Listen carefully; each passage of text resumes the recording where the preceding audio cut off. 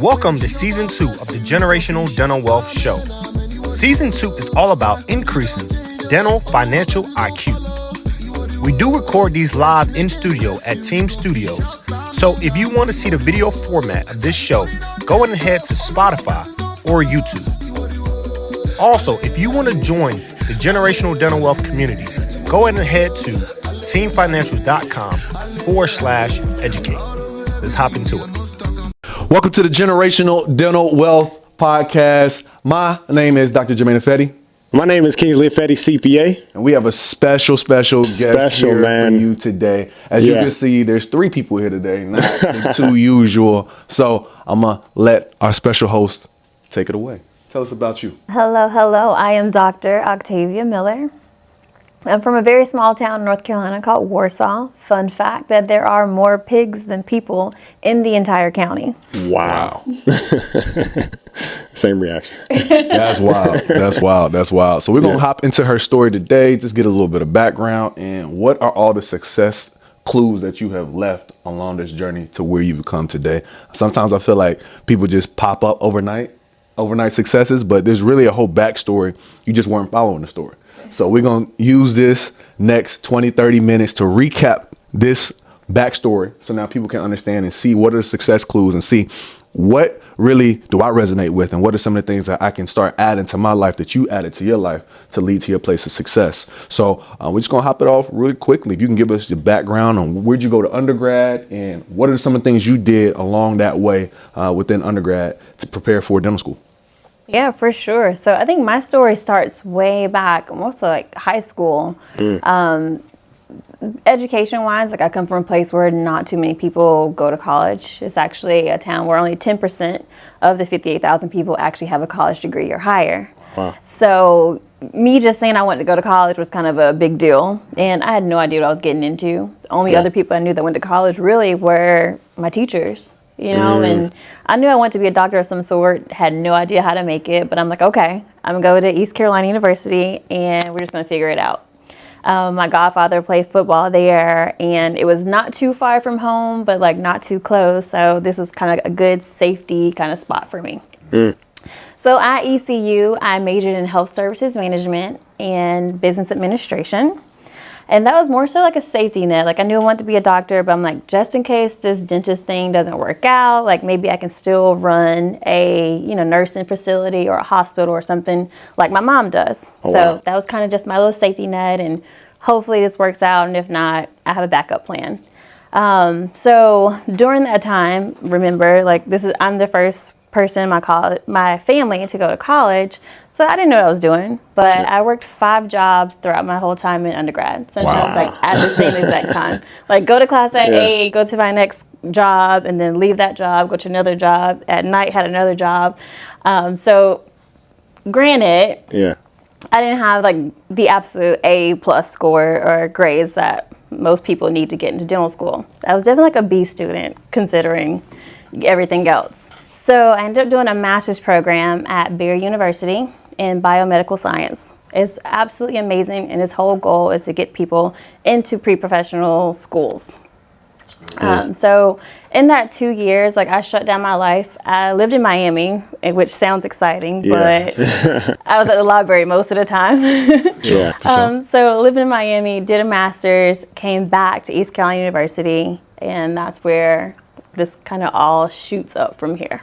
Well, just real quick, I mean, the story is very intriguing. And I noticed, I didn't even realize all 3 of us went to ECU. And so that's crazy how everything kind of came back full circle. Us coming from Charlotte, you coming from a little south of Greenville. So I don't know, it's kind of funny. Everything comes full circle, seriously. Absolutely. So you worked 5 jobs. My question to you is, what was your favorite out of all the 5 jobs? And why? And why? Yeah. Honestly, I will tell you, like being a waitress or a server at Cheddar's was my absolute favorite job. Super fast paced. You got to interact with people. Definitely like everyone should work in a restaurant at some point. You will see how crazy people are. And it definitely makes you appreciate nice people for sure. And honestly, it's like an instant gratification as well. Whether somebody left you a tip of $1 or $20, you're just like, I'm getting money like right now. This is going home with me. Yeah. So that kind of was motivation. It was like the better that I did, usually the better of a tip that I got. So that motivated me to just like do more, show up more, pick up more shifts. Cause I'm like, I'm making some money today regardless. Yeah. The reason I asked that question is because I'm very big on success clues. Like I feel like people, again, you don't just pop up overnight. Usually the things that were enjoyable in your career path that you had before dentistry are going to be the same things you enjoy about dentistry, right? So more than likely, you probably like interacting with your patients. You like the instant gratification of coming in and knowing like I did something today, right? Like small things like that people don't really know. Like, so again, search within yourself today and start figuring out what are the small things that you currently enjoy in your life and figure out how you can extrapolate that into a practice. All right. Whether if that's bringing it to a particular private practice or bringing it to a DSO or whatever it looks like. What are those special things about you that you enjoy that other person might just be like, that's not a big deal. I don't really like interacting with people. Right. So this all really depends from there. So the next question I have for you was when it comes to Barry. Why Barry? Out of all programs, and if you could delve into what are some other popular post-bachelor programs that other people could do, or a master's program that they can do to matriculate to their desired destination. Great question. So I found Barry through a Google search. Once I was talking to some school administrators on what I should do to become a better applicant, they suggested some schools I should go to. One of them were Mississippi College, which has a great, reputation for doing the same thing. But I was just kind of like, I'm a cute little black girl going to Mississippi. Like, I just don't know if that's where I belong. Some other ones were like the physiology masters at North Carolina State University. And I was just like, what am I going to do with a master's in physiology if it doesn't work out? So again, that was me also just kind of safeguarding myself, like, I'm not teaching anyone physiology. Like, it's just not my thing. There's a few others I've heard of. Like, there's a post-bac at UNCG. And I felt as though if I was going to spend time and more money, taking more classes, like I wanted to have something to show for it. So I definitely wanted to have like a master's because why not? You're putting in that extra effort. But all of those, no matter what people choose, is what you make of it. If you already know you have to take an extra step, like put your all into that next step. So no matter where you go or where you get that extra credits from, you make it work for you. So it sounds like to me that all of your plan Bs could be plan As. Like that's what it sounds like to me. And it's weird because another thing, Kingsley, you didn't point out is the fact that we all have our business degrees. Yeah. Right? Yeah. Like she did healthcare management at ECU. I did healthcare management at ECU with the same thought process that worst case scenario, I can lead a system. I can lead something that help create change from a top-down perspective versus a person-to-person perspective. And then went on and got my business degree as well. So we're going to have some fun topics when it comes to the business side of things, but we'll get there. There. I think in general, I think we all have the mindset of, build the foundation first. And then you can kind of take more risk, right? That's the same reason I went and got the accounting to make sure. At the end of the day, I knew I probably wasn't going to be in accounting until the day I died, but I said this is a very, reliable type of industry. Let me get this first and then figure out what comes next. So, I definitely appreciate that. So, you want to hop into kind of get into the next steps in the dental school and how she kind of got here? Yeah, so you went to Barry. You obviously killed it. You did your thing, right? Now, what? See, don't listen to her. She obviously did it because she obviously announced herself as doctor. So we're going to move on from that side of things. So once you finish up at Barry, like what does the process of applications look like? How do you choose East Carolina? I know for everybody it seems like, obviously you're going back to East Carolina, but it's not obvious. So how did that process go? Yeah, so during my time doing I guess I call it my real application cycle, I learned very quickly it's sometimes not what you know, it's who you know. Who you know. So I spent a lot of time traveling, going to conferences or going to all these kind of meet and greets. So one, I knew exactly where I wanted to be because I knew these schools, but also those people also knew me. And so that just kind of broadened into, I don't know what, like I would be in Boston and I would meet people or see people that also saw me in Orlando, and then we start hanging out there, and then somehow we're in LA, and so I built almost a family somewhere, but I always had a familiar face, and they knew that I was doing the work, to get to where I wanted to be. So it all boiled down to all the schools that I applied to, I got into except for maybe 2. And they were just kind of just shooting a shot anyway. And so when I had to decide where I wanted to be, that was kind of hard because I spent my time in Greenville, and Greenville is Greenville. It's Went ahead and did your love time. it, but yeah. Anybody who stayed in Greenville knows what that statement means. Yeah, exactly. Nothing else has to be said about it. And so it was either that or kind of go up north where it's cold and more expensive. And then it all came down to the work that I put in before, where people were like, I'll give you this scholarship if you come here, and I'll give you this scholarship. And so to me, it really did come down to where I was going to end up best financially. And I know that I always want to keep my talents at home. Okay. You know, if I know I have some talents and I can help the people that help me, then why not? That's good. That's awesome. That's awesome. good. That's really powerful. Yeah. I agree with you 100%. Keeping your talents at home is definitely important. But one thing that you said that really stuck out to me was the fact that you started going to different cities and running into the same people and started to build a community, right? And from the outside looking in, it really feels like the dental community is just so large. So can you speak on how quickly the dental community shrunk, in your opinion, as you're starting to go to these different cities and you're not even in dental school yet, and how other people can start meeting other people within dentistry so they can start shrinking it, so they can start enjoying that experience within dentistry quicker? Yeah, absolutely. As we all know, that 3.8% of all dentists identify as African American. So it's already small to start with. And one should always present themselves in the best way anyway. But once you start going to these cities, you start meeting the same people, your work ethic begins to be known. It's like, okay, she was here and then she was there. So this girl is actually putting in the work to get to where she wants to be. She's not waiting for an opportunity to fall into her lap, but she's going to get them. And she's going to meet everyone in position to put her into those places. And so as a pre-dental student at that time, that was super imperative for me. There's a time where during the application cycle, my application just didn't go through the system, essentially, and I was able to call someone and say, hey, you know, I submitted my application way early in the cycle, but I haven't heard anything. Someone gets on the computer, hey, I'll look it up. You know, oh, actually, there was somewhere in the background that I didn't come through, so I'll push that forward right now. Wow. I had an interview the next week. So just by knowing those people, you land in the right places. Yeah. So you said definitely knowing the people is important, but you said the hard work, right? Like sometimes people expect other people to take them where they want to go. But as you can already hear today, she got her undergrad in healthcare administration. She got her undergrad in business. She got her master's, and she's showing up to places. She's not just waiting for people to give her an opportunity to succeed. Yeah. It's just serendipitously running into people who actually have a say in her future. And again, one analogy I always make is that if you see somebody on the side of a street and sitting there and trying to wave somebody down, that person's gonna look a little suspicious. Versus you driving past somebody and you see them pushing the car, you know what I'm saying? Like, just as myself personally, I'm thinking like, okay, this person is not just waiting for help. This person is trying to get active. They're walking up the highway. They're trying to go get gas, something.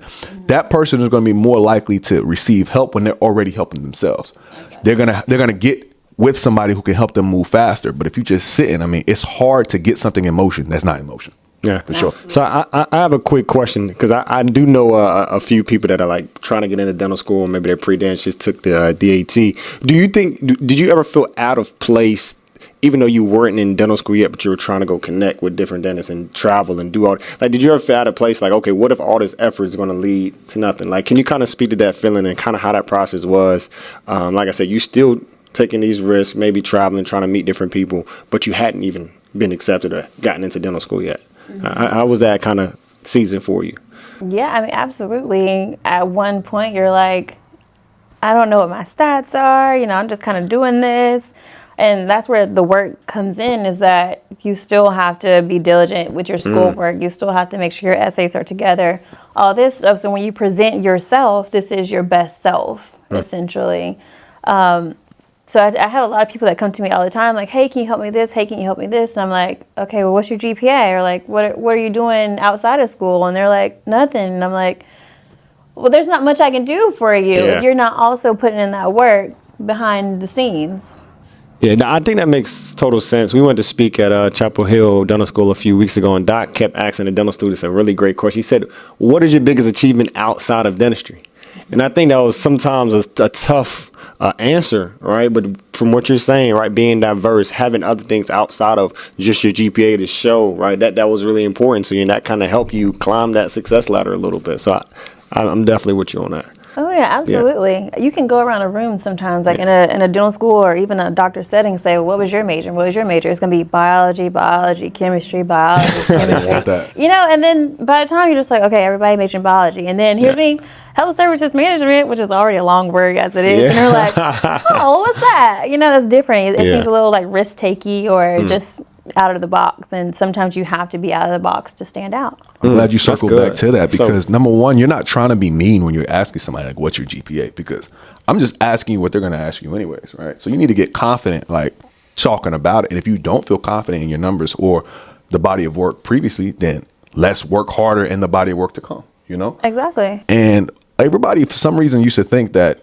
it has to be chemistry or biology, which you have to major in to go to or matriculate into medical school, dental school, pharmacy school, any of those schools. But believe it or not, all the prerequisites are the same for all those programs. This was like maybe 20 years back. They made all the prerequisites the same. Bio 1, Bio 2, Gen Chem 1, Gen Chem 2, Physics 1, Physics 2, Chemistry 1, Chemistry 2.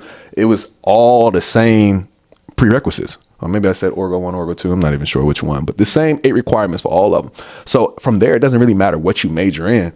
And that's where strategy comes into it a little bit, right? Like if you play the game everybody plays, you're going to get the result everybody gets. And if you're happy with that, perfect. But as you can hear, her plan B was, at the very least, I can still help people, right? So you got to strategically put yourself in a position where you can continue to do the purpose that's within you to continue to help people. So that's a great segue to now you're in dental school. Mm-hmm. You chose East Carolina, right? Now what? You're in dental school. Let's say your first year. You're the new D1 now. How do you create separation between yourself and everybody around you to make yourself identifiable that I am a resource here to help everybody here if you just give me a way to help? Yeah, so I can't say that I ever wanted to separate myself per se, okay. But I did start dental school as an older-ish student. I think I started at 26, 27. So my mindset was already a little bit different than people that went straight through from undergrad at 23-ish years old. And so once I knew that I was in school, my mind automatically went to, there's a life outside of this. Gotcha. I'm working on my doctor life now. And so I wanted to make sure I set myself up for no matter where I wanted to work. Kind of the same thing with getting to dental school. If I want to work over here or work over there, work over here, I want to know the people that are doing those things that can also help me get into that position. Okay. So I always have this mindset, it's like when you are kind of at the D1, the freshman level, like you have to work your way up. And so I wanted to be known, or I wanted to know the people that were already up here, so then that could help me get to where I wanted to be. That's good. Sure. I think that's one of the key things when you come in as a D1. I mean, you have one or two options. Either you can just sink into the background, or you can figure out how can I help the pressure points of the leaders that are ahead of us, right? Like it's always important when you come into a new situation to assess what can I help with, right? Instead of figuring out what can I get from the situation, how can I help? And one thing I can speak on when it comes to East Carolina, just during my time at UNC, seeing it from afar, was just seeing the amazing leaders East Carolina really had in place. It was just beautiful to see, going to different conferences and just different gatherings and just seeing how many different leaders y'all had in place. And it wasn't just leaders y'all had in place. It seemed like there was like a streamlined way of being able to pass on the succession of leadership to the next generation.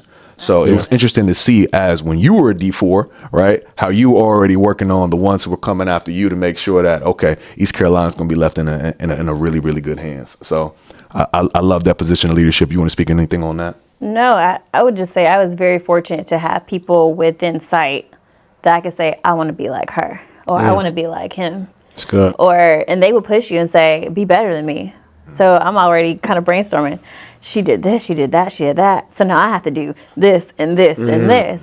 And you brought up a good point, was that it's also important that when you are here, that you already start grooming these people to surpass you. And so that's what I told, after I finished my presidency with SNDA, I tell them all the time, be better than me. Reach out to me and let me know how I can help you be better than me, because I want your stats to always surpass the next. That's the beautiful thing about mentorship, and in a true, pure sense of mentorship. You want the one who comes after you to be better than you. How can somebody who has your knowledge now available to them not be better than you, you know? So when it comes to, even when you are in that position of mentee, it is honestly, it's your responsibility in a relationship to become great so they can live through your greatness and know that they had a contributing part to that. So now you're reaching the end of dental school. And it's time to figure out, as a D4, what comes next. Like, what was going through your head? All the things. You have kind of everybody in your ear. You should do this and you should do that and you should specialize here, or you should do an extra year there. And sometimes you have to just drain it out, cut everyone out, and just like think to yourself, like, what am I ready for? What can I handle? What can I do? What is my skill set now? And then let that determine kind of your next moves. You can definitely listen to other people and, you know, their advice and their opinions, but they're not you at the end of the day. That's good. So for me, like, I knew I wanted to get into work. Again, as an older student, I'm kind of like, I'm done with school. I just cannot. And that was just kind of my take. And I knew I had some other mentors that, again, I want to be like them, that went the same route and made it work. And one thing about me, I'm going to make it work regardless. So that's something I know about myself. If I knew I didn't have the motivation to do more, you know, on my own, then sure, you know, I can do another extra year here. But being a self-motivated person, I knew I was ready to go into work. So moving into the work piece, and it's like, okay, where do you want to work? There's private practice, there's DSO, there's this, there's community. And so I actually started, again, looking at these same things my D1 year. Going to some conferences, and I started meeting people in these different positions, and I started watching these companies and these private practices and how they moved and what they did. So ultimately, I actually ended up deciding on going with the DSO because I fit it best with my life and my little 3 to 5 year plan right out of school. Yeah, that's good. That's good. That's really good. But one thing I'm getting and through all your answers is that I'd rather the onus be on me than just wait for things to happen. I'm getting the same exact thing. Exactly. I love it. I love it. And that's important because I guess sometimes we're in this dental journey, whether if you've been practicing for 10 years or you're a D2, and sometimes it's easy to just get caught up with the minutia and just hope that everything goes well and I can outproduce my problems and I can just study hard and everything's going to work out. But in real life, there's so many extenuating factors. And you heard she said she went to different conferences. She was being very active in the decision making before the decision was even available to be made. And that's just important to us in general. And that's one of the main reasons that even travel dentistry was important to me. It's like, you want to get as much information as possible before it's time for the big decision, right? So to that really, really sticks out. So we're going to wrap up this first half of the episode. Thank you for really sharing your story with us. Tune in for part 2. We'll see y'all soon. Peace. See ya. If you love today's show, you can go ahead and give Dr. Octavia a follow on Instagram at Dr. Octavia. That's Dr. OCTAVIA. Or you can go ahead and give her a follow on LinkedIn at Octavia Miller.